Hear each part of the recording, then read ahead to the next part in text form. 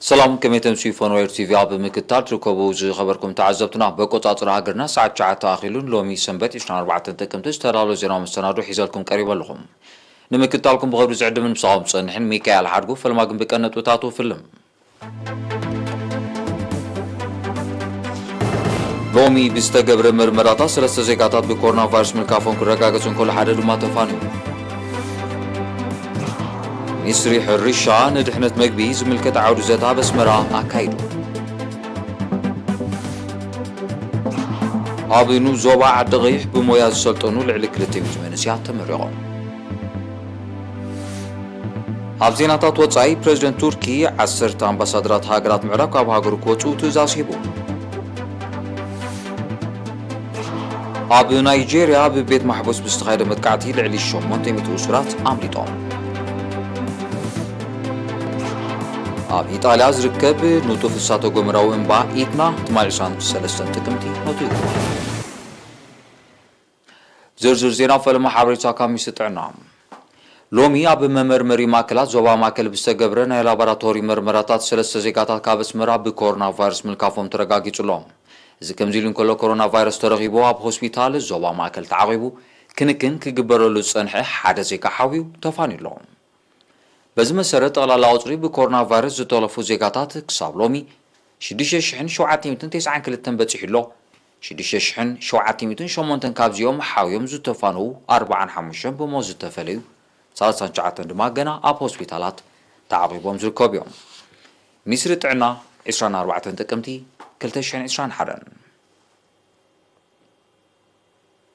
ناب كالزينا مسنسجرو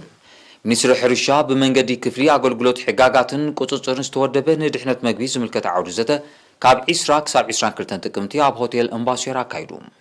أبدي كاب استفلاليا منجستاوانن بحتاوانن تكالات كمون كاب كوليجات زمتو أب تزامتي عورتا زنطفو موياوان زتساتفو عودزته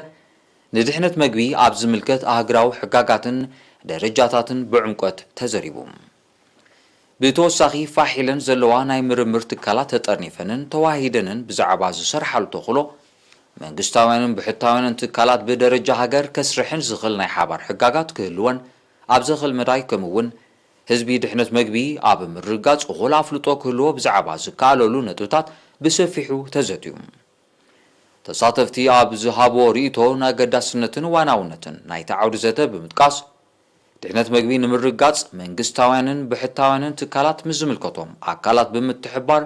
عاتبن كسرحا تلابيهم منيستر حرشة أتو عرفاي نبرها أبز سمعو مزازم قال اتعود زته أب ملوات تمكرون مكفال حساواتن بقليلو زيت أمت أبركتو كمز نبرو بمتقاس منيستر حرشة كما قال نايتي دحنت مقبي نمرقاص زكايرو تعري درو مس منيستري هابتو بحري بمتحبار كابك أماماوي دوخعي نتسا زخونه مهرتي عب مفراي زتبابع قسقاس يمزقب كبزلو قليسوم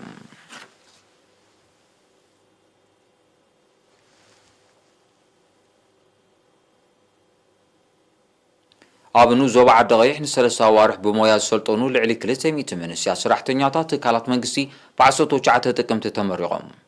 اتي بنتسا صوها بسلطنا من رباح دور هون هبن سنة باغ تصغر رسي كمبيوتر تكنولوجين كالموياتاتن يتغالل ابتي سنة سرعات استرغبا بومبر هاقراو محبر من سياتو مهارون إرتراتو صالح أحمد دين هابز اسمعو قال نزغسمو مويا بقبو كنطفلون بقبراو سراح كمعبلوون ازخاخيروم سلطنا ترقم زهلو نوعو تتغيمكا نفسخا مس كالكان أمعبلكان نكبابيخا أبنت مستخوني زبالة أتو صالح سلطنتي نزي عبقمت أتيوم تسألوتو كخونو تلابيوم أما حدارينو زوبا عدغي حتو هابتاي تسفازغي بوغنو منسي مهناز مالت هاجر مهناز بغلنتنو بقع منسي مهناز دما بروه متساي موحاس مخانو بمتقاس اتعمام نهامامته تراي زي قدف نايملا حبرة السبن أكالات حلافنت كم زخنا الرقاقيزوم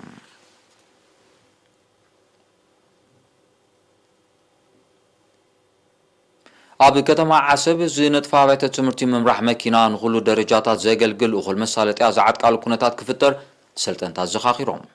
نساتهم نيرينا بزهابو حاريتا تنتكالات زوننان ممهار مكاين مبزحتن نممرحي فؤاد كالاي درجة زيقلقل موخانن بمحبار ناي سالساي درجة واحد كم زلو ናይ 4ን 5ን ደረጃ ትምህርቲ ድማ ሎም ዓመት ስለ ዝተቋረፀ ድሌታት ሰልጠንቲ ንምምላእ ጸገማት የጓንፍ ከም ዘሎ ገሊጾም ቁጽሪ ሰልጠንቲ ኣብ ኩሉ ደረጃታት በብዓመቱ ብተዓጻጻፊ ዓብ እኳ እንተሎ ኣብያተ ትምህርትን ትሕዝቶአንን ግና ምስቲ ብዝሒ ዝመጣጠን ከም ዘይኮነ ዝሓበሩ ፈተንቲ ቴክኒሽያናት ፍታሕ ከም ዘድልዩ ኣዘኻኺሮም ንሳቶም ኣስዒቦም ኣብታ ከተማ ንዘሎ ብዝሒ ተጠቀምቲ ሞተር ብሽክለታ ኣብ ግምት ብምታው እተን ትካላት ተጠቀምቲ ሞተር ብሽክለታ ብውሑስ ኣገባብ ክመርሑ ምንቲ ዝድለ ፍልጠት ከቕስማ ኣተሓሳሲቦም ሓላፊ ጨንፈር መጓዓዝያ ምድሪ ዞባ ደቡባዊ ቀይሕ ባሕሪ ኣቶ ርእሶም ይሕደጎ ብወገኑ ኣብ ከተማ ዓሰብ ዝርከባ ትካላት ትምህርቲ ምምራሕ መኪና ብዘይካ ሕፅረት መሳለጥያ ካልእ ዝጋነን ጸገማት ከም ዘይብለን እንትኾነ ግን ብቕዓት መራሕቲ መካይን ክምልምላ ምእንቲ ጽፈቱ ዝሓለወ ናይ መምሃርን ምስትምሃርን ኣገባብ ከተኣታትዋ ኣገዳሲ ምዃኑ ሓቢሩ ንሱ ኣስዒቡ ነቲ እናወስኸ ዝመጽእ ዘሎ ቁጽሪ ሰልጠንቲ ኣብ ግምት ብምእታው ፈተና ብዓመት 2 ግዜ ከም ዝካየድ ተገይሩ ከም ዘሎ እውን ኣብሪሁ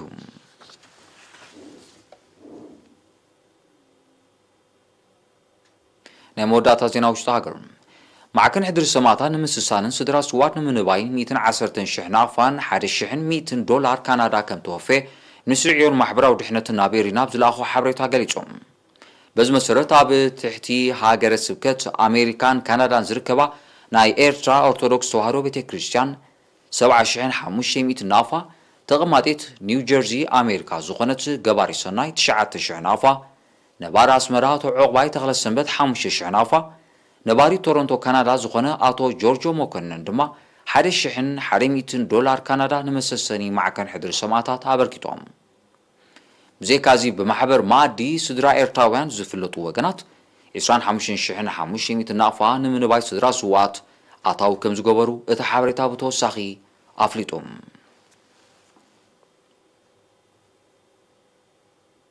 ድሕሪ ዝሓፃር መሰጋገሪ ናግራዊ ዜናታት ሒዘ ክምለሰኩም እየ ንምክትታልኩም ክቅፅሉ ደጊመ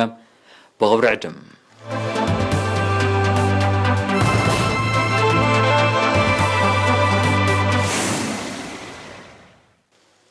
ዜናው መሰናዶ ኤርቲቪ ናውፅለይ ክብራት ተዓዘብቲ ስለምክትታልኩም ኣዝየ መስግን ዜና ወፃኢ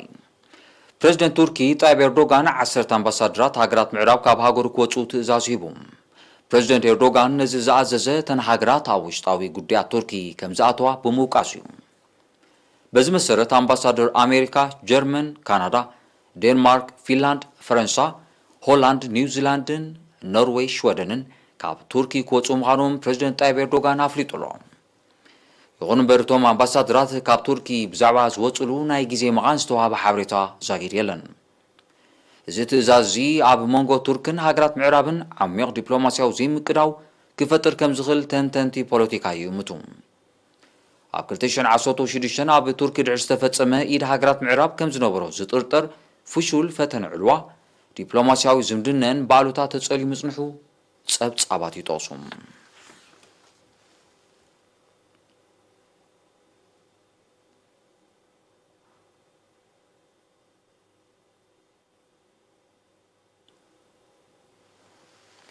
ب23 ጥቅምቲ መንነቶም ዘይተነጸረ ዕጡቓት ኣብ ደቡባዊ ምዕራብ ናይጄርያ ኣብ ዝርከብ ቤት ማሕበስ ብዘካየድዎ መጥቃዕቲ ልዕሊ 800 እስራት ከም ዘምለጡ ተቓሊሑ ሰራዊትን ሓይልታት ጸጥታ ናይጄርያ ብዘካየድዎ ስርሒ ድማ ልዕሊ 260 ካብቶም ዘምለጡ እስራት ኣብ ትሕቲ ቁጽጽር ከም ዘውዓሉ ተፈሊጡሎም ኣብ ናይጄርያ ኣብዚ ዓመት ዝጥራይ 3 ግዜ ኣብ ኣብያተ ማሕበስ መጥቃዕታት ከም ተኻይደ ዝሕብሩ ጸብጻባት ብሰንኩ ልዕሊ 200 እስራት ከም ዝሃረሙ ይጠቕሱ ብመሰረቶም ጸብጻባት ኣብ ናይጄርያ ካብ 2017 ብዝተኻየደ ተመሳሳሊ መጥቃዕታት ብውሕዱ 4,300 እስራት ከም ዘምለጡ ጸብጻባት ይሕብሩ እዚ ተደጋጋሚ ተርእዮታት ንጸጥታዊ ቅልውላው ናይታ ምዕራብ ኣፍሪቃዊት ሃገር ዘነጽር ምዃኑ ምስቲ ዞባ ቅርበት ዘለዎም ወገናት ይጠቕሱ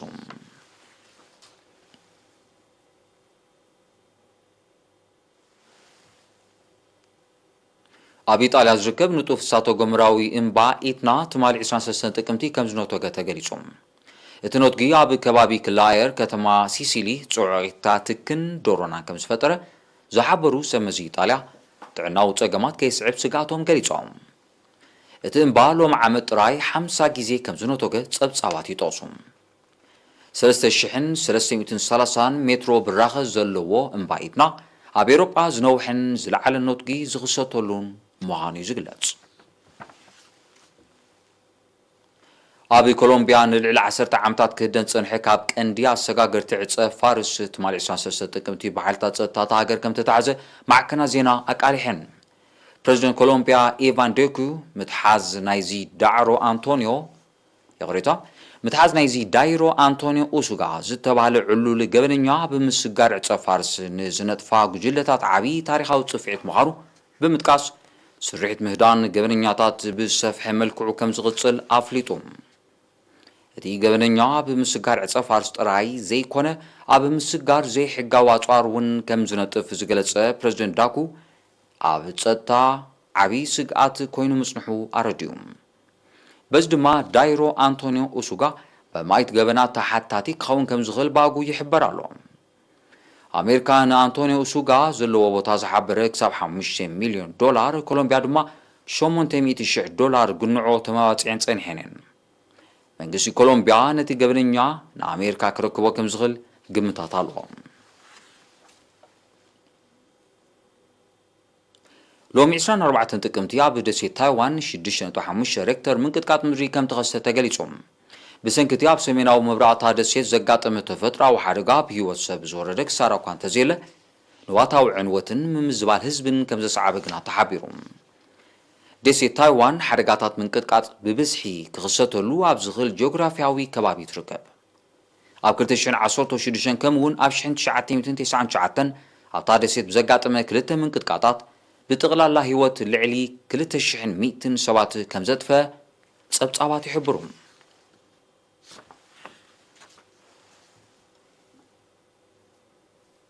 ናይ ሎሚ ምሽት ዜናዊ መሰናዶ ንምዛም ማርሳ ዜና ክደግመልኩም ሎሚ ብዝተገብረ ምርመራታት 3 ዜጋታት ብኮሮና ቫይረስ ምልካፎም ክረጋገጹን ኩሉ ሓደ ድማ ተፋነዩ ሚኒስትሪ ሕርሻ ንድሕነት መግቢ ዝምልከት ዓውዲ ዘተ ኣብ ኣስመራ ኣካይዱ ኣብ ዞባ ዓዲ ቀይሕ ብሞያ ዝሰልጡን ልዕሊ 200 መንእስያት ተመሪቖም ኣብ ዜናታት ወጻኢ ፕረዚደንት ቱርኪ 10 ኣምባሳደራት ሃገራት ምዕራብ ካብ ሃገሩ ክወጹ ትእዛዝ ሂቡ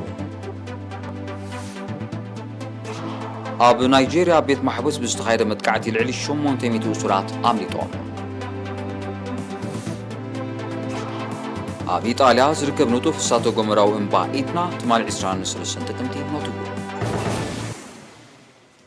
ዝኸበርኩም ተዓዘብቲ ንሎሚ ምሽት ዝተዳለወ ዜናዊ መሰናዶ ኣብዚ ይፍጸም ስለምክትታልኩም ኣዝየ መስግን ካብ ዞባታት ስዒቡ ዝቐርብ መደብ ወገን ይግነ ሰላም